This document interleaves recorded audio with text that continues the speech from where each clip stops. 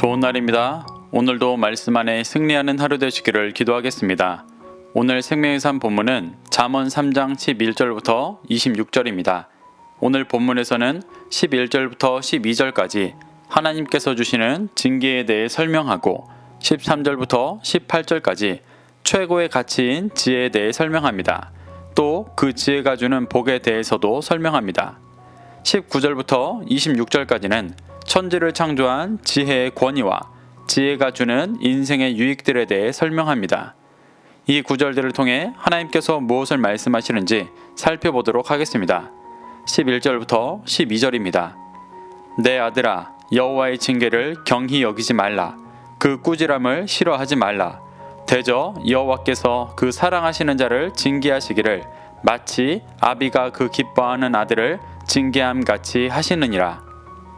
솔로몬은 어제 본문에서 지혜를 추구하는 자들이 복을 누리는 것에 대해 설명했었습니다. 그리고 11절부터 12절에서는 그와 반대로 여호와께 징계를 받는 경우에 대해 말합니다.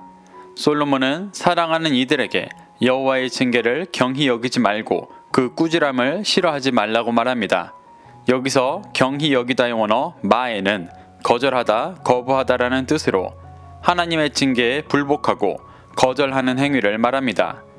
하나님께서는 계속해서 말씀에서 벗어나려는 이스라엘을 향해 많은 징계를 하셨었습니다. 그때마다 소수의 믿음의 사람들을 제외하고는 대부분의 사람들이 그 징계에 불복하고 자신의 의를 주장하였습니다. 솔로몬은 그와 같은 모습에서 벗어나라고 말하는 것입니다. 그 이유로 12절에서 하나님의 징계는 아버지가 기뻐하는 아들을 징계하는 것과 같기 때문이라고 말합니다. 성경은 유업을 이을 사랑하는 아들을 연단하고 성장시켜 진정한 상속자가 되게 하는 내용이 많이 나옵니다. 히브리서 12장 8절에서는 오히려 징계를 받지 않는다면 사생아라고까지 말합니다. 솔로몬은 징계를 받는 이유가 사랑하고 기뻐하는 아들을 진정한 상속자로 세우기 위해 주시는 연단의 시간이기 때문에 그 시간에 회개하고 연단받아 상속자가 되어야 한다고 말하고 있는 것입니다. 13절부터 15절입니다. 지혜를 얻는 자와 명철을 얻는 자는 복이 있나니 이는 지혜를 얻는 것이 은을 얻는 것보다 낫고 그 이익이 정금보다 나음이니라. 지혜는 진주보다 귀하니 내가 사모하는 모든 것으로도 이에 비교할 수 없도다. 솔로몬은 이 땅의 그 어떤 가치와도 비교할 수 없는 지혜에 대해 설명합니다. 그는 지혜를 얻는 자와 명철을 얻는 자는 복이 있다는 전제를 먼저 말합니다. 지혜와 명철은 잠언에서 계속해서 동의어처럼 쓰이며 하나님의 말씀을 나타냅니다. 또 여기서 말하는 복은 잠언에 계속해서 이어지는 맥락 속에서 이 땅에서의 부유함과 건강만을 말하는 것이 아니라 영원한 하나님의 나라를 얻는 복을 말하는 것입니다. 그래서 솔로몬은 하나님의 말씀을 찾고 구하여 얻는 자들은 구원의 복을 누리게 될 것이라고 말하고 있습니다. 솔로몬은 13절에서 말하는 복과 반대되는 개념으로 14절과 15절에서 은, 정금, 진주 등을 말하며 이 땅에서 귀하게 여기는 보물들보다 지혜가 더 귀하고 가치 있다고 말합니다. 솔로몬은 은, 정금, 진주 등을 내가 더 사모하는 모든 것이라고 지칭합니다. 이는 이 잠언의 독자들이 하나님의 말씀보다 이 땅의 가치를 더 추구하고 있음을 보여줍니다. 잠언의 독자들은 대부분 율법을 열심히 지키는 이스라엘 백성들이었습니다.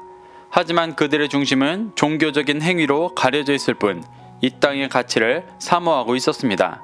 솔로몬은 이러한 모습을 말하며 지혜가 너희가 사모하는 모든 것과 비교할 수 없으니 지혜만을 찾고 얻어 구원의 복을 누려야 한다고 말하고 있습니다. 16절부터 18절입니다. 그의 오른손에는 장수가 있고 그의 왼손에는 부귀가 있나니 그 길은 즐거운 길이요 그의 지름길은 다 평강이니라. 지혜는 그 얻는 자에게 생명의 나무라. 지혜를 가진 자는 복되도다. 솔로몬은 앞서 지혜보다 세상의 가치를 더 사모하는 이들에게 지혜를 얻으라고 강하게 도전한 후에 그 지혜가 가져오는 복에 대해 설명합니다. 솔로몬은 지혜의 오른손에는 장수가 있고 왼손에는 부귀가 있다고 말합니다. 이는 1차적으로 이 땅에서의 장수와 부귀를 말하는 것입니다. 하지만 그것이 전부라면 15절에서 말하는 이 땅의 가치와 다를 것이 없는 것입니다. 솔로몬이 말하는 장수와 부귀의 더 근본적인 뜻은 영원한 하나님의 나라에서의 영원한 삶과 그곳에서의 풍성한 삶인 구원의 삶을 말하는 것입니다. 또 지혜의 길은 즐거운 길이고 평강이라고 말합니다. 여기서 말하는 즐거움의 원어는 노함으로 즐거움, 기쁨, 은총이라는 뜻입니다. 지혜의 길은 하나님의 은총과 은혜로 기쁨을 누리는 길임을 말하는 것입니다. 평강은 샬롬으로 하나님 안에 누리는 참된 평안을 말합니다. 솔로몬이 말하는 즐거운 길, 평강은 모두 주님의 은혜 안에 참된 기쁨과 평안을 누리는 구원의 길임을 말하는 것입니다. 또 지혜는 얻는 자에게 생명나무라고 말합니다. 생명나무는 창세기에서 에덴에 있던 나무였습니다. 이는 요한계시록 22장 2절에서는 이 땅에 임할 하나님의 나라를 묘사하며 생명나무에 대해서도 언급되어집니다. 생명나무란 달마다 열매를 맺고 그 잎사귀는 만국을 치료하는 것이라고 말합니다. 이렇게 창세기에서부터 에덴에 있던 것으로 언급되었던 생명나무는 영원한 하나님의 나라에서 참된 진리의 열매를 맺는 나무입니다. 지혜는 얻는 자에게 생명나무라는 말은 영원한 하나님의 나라에서 구원의 열매를 맺는 생명나무와 같이 될 것이라는 말입니다. 그렇기 때문에 그 지혜를 가진 자가 복되다고 말하는 것입니다. 이렇게 솔로몬은 지혜가 주는 구원이라는 근본적인 복에 대해 여러 표현으로 설명하고 있습니다. 19절부터 20절입니다. 여호와께서는 지혜로 땅에 터를 놓으셨으며 명철로 하늘을 견고히 세우셨고 그의 지식으로 깊은 바다를 갈라지게 하셨으며 공중에서 이슬이 내리게 하셨느니라. 솔로몬은 구원이라는 복을 주는 지혜에 대해 신적인 권위를 부여하여 설명합니다. 솔로몬은 여호와께서 지혜로 땅과 하늘을 창조하셨고 깊은 바다를 가르시고 이슬을 내리게 하셨다고 말합니다. 이는 지혜가 천지를 창조하셨고 자연 현상 등을 주관하고 있음을 표현하는 것입니다. 하나님은 이렇게 하나님의 지혜로 세상을 창조하셨고 자연 현상들을 주관하고 계십니다. 솔로몬이 말하는 지혜는 단지 이 땅에서 부귀와 장수를 주는 차원이 아니라 창조와 종말, 구원을 주관하실 수 있는 하나님의 지혜임을 말하고 있는 것입니다. 솔로몬은 은혜로 주는 이 지혜를 얻으라고 계속해서 말하고 있는 것입니다. 21절부터 24절입니다. 내 아들아, 완전한 지혜와 근신을 지키고 이것들이 내 눈 앞에서 떠나지 말게 하라. 그리하면 그것이 내 영혼의 생명이 되며 내 목의 장식이 되리니 내가 내 길을 평안히 행하겠고 내 발이 거치지 아니하겠으며 내가 누울 때 두려워하지 아니하겠고 내가 누운즉 내 잠이 달리로다. 솔로몬은 앞선 절에서 하나님의 지혜의 신적인 능력을 설명한 후 그 완전한 지혜와 근신을 지키고 눈 앞에서 떠나지 말게 하라고 말합니다. 솔로몬은 지혜와 근신을 눈 앞에서 떠나게 하는 자들이 많기 때문에 완전한 지혜와 근신을 지키라고 말하는 것입니다. 여기서 근신의 원어 미브타흐는 신뢰, 확신이라는 뜻으로 하나님의 완전한 지혜를 믿고 신뢰하는 것을 말합니다. 이렇게 완전한 지혜와 근신을 지키고 눈에서 떠나지 않게 마음에 새기면 그것이 내 영혼의 생명이 되며 목의 장식이 된다고 말합니다.